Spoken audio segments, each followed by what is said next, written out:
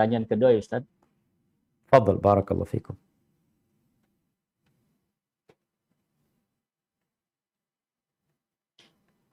Bismillah, Assalamualaikum Ustadz, Afwan izin bertanya.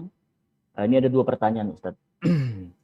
Yang pertama, di Indonesia banyak sekali para habib syekh, maksudnya mungkin habaib, yang bilang bahwa dirinya itu adalah cucu Rasulullah. Apakah benar Ustadz mereka ini cucunya? Mungkin yang ditanyakan adalah sanadnya mungkinnya Pak Ustadz. Yang kedua, Ana pernah melihat video seorang habib yang katanya bisa melihat Rasulullah. Bahkan Habib tersebut berkata kalau Rasulullah itu datang ke kajiannya. Ini nggak tahu ini maksudnya dalam bentuk apa datangnya ini. Apa benar Ustadz para habaib dan syekh itu dapat melihat Rasulullah? Sebenarnya Ana tidak percaya karena banyak teman Ana yang suka mengikuti kajiannya. Mohon penjelasannya. Masya Allah. Barakallahu fiik. Iya, ahibati fillah. Kalau bicara keturunan Rasul SAW, iya, ada keturunan Rasul SAW. Dan bicara nasab, mengaku-ngaku nasab yang bukan nasabnya, ini salah satu bentuk kekufuran. Ana namanya Syafiq bin Riza bin Hasan Basri. Dan manusia ini terhadap nasabnya itu, ya kita percaya sama ucapan dia. Kecuali kita punya bukti, engkau bukan anaknya Riza, engkau anaknya Soleh gitu. Ketika seorang mengaku dia adalah keturunan Nabi SAW, maka dia perlu membuktikan kalau memang tentunya mereka tidak boleh makan sedekah. Karena Nabi SAW tidak makan sedekah. Tidak makan zakat. Itu keturunan Nabi SAW. Namun perlu diketahui bahwasanya keturunan Nabi dan bukan keturunan Nabi sejatinya sama-sama. Sama-sama apa? Sama-sama wajib mengikuti Nabi Muhammad SAW. Bahkan kalau keturunan Nabi itu lebih wajib lagi. Ini kan kakekmu. Engkau seharusnya lebih mencontoh kakekmu daripada berbuat yang tidak dicontohkan oleh kakek. Dan tugas kita ketika tahu dia adalah keturunan Nabi SAW dan dia orang yang soleh yang mengikuti Nabi SAW, maka kita menghormati dan menghargai dia. Menghargai dia sebagai seorang muslim, menghargai dia sebagai seorang yang alim, yang soleh, dan menghargai dia plus karena keturunan Nabi SAW. Tapi kita tidak boleh berlebih-lebihan kepada siapapun. Nabi aja alaihissalam mengatakan, la tutruni kama atrati an-nasara Isa bin Maryam. Kalian jangan menyanjung-nyanjungku, mengangkat-ngangkatku seperti yang dilakukan orang Nasara kepada Nabi Isa. Aku itu Abdullah wa Rasul. Katakan Abdullah wa Rasul. Jadi seperti itu. Benar apa tidak pengakuan mereka? Ya kalau mereka punya bukti, ya mereka keturunan Nabi, kita tidak bisa menafikan. Terus kalau ada keturunan Nabi yang gak soleh, ada keturunan Nabi atau yang tidak baik ya. Sampai ada yang mengaku keturunan Nabi SAW, tapi bahkan ada yang murtad. Karena mereka gak maksum. Yang maksum itu adalah Rasulullah SAW. Anak keturunannya nggak maksum. Bukan selamat dari dosa. Enggak, mereka berbuat dosa. Dan Nabi juga menjelaskan, faman batta'a bihi amaluhu lam yusri bihi nasab. Barang siapa yang ketika melewatin sirat, itu amalnya nggak cukup. Melewatin sirat yang berada di atas neraka jahanam, nggak mungkin nasab dia menyebabkan dia cepat. Jadi bukan nasab yang membuat dia cepat berjalan di atas sirat, tapi amalan mereka. Kemudian kalau ada keturunan Nabi atau siapapun yang mengaku melihat Rasul SAW, maka perlu dilihat. Kalau dia melihat dalam mimpi, maka Nabi SAW bisa hadir dalam mimpi kita. Bahkan beliau SAW mengatakan, man ra'ani faqad ra'ani. Barang siapa yang memandangku, maka dia telah memandangku. Dalam tidur maksudnya. Barang siapa yang bermimpi melihatku dalam tidurnya, maka dia telah melihatku.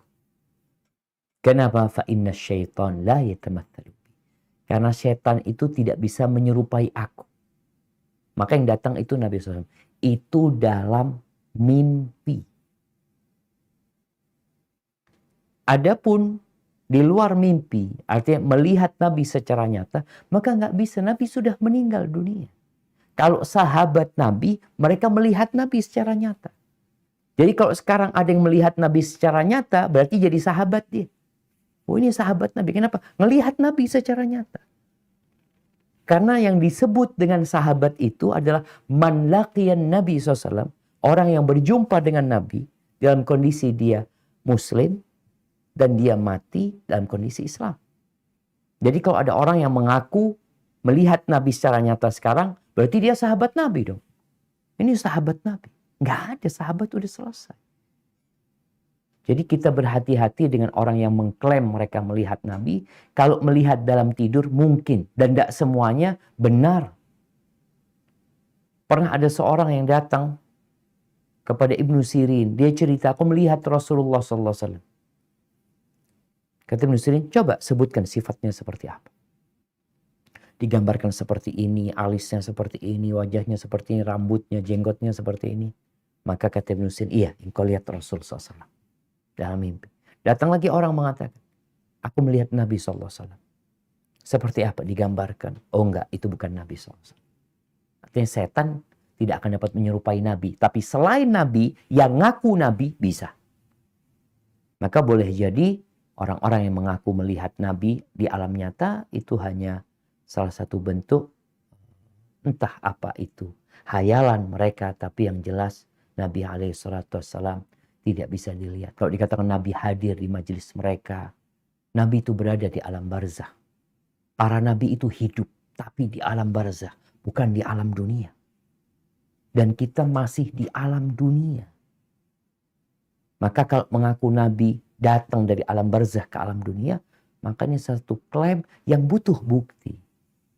Dulu Ana pernah berjumpa juga dengan salah seorang yang dari keturunan Nabi SAW.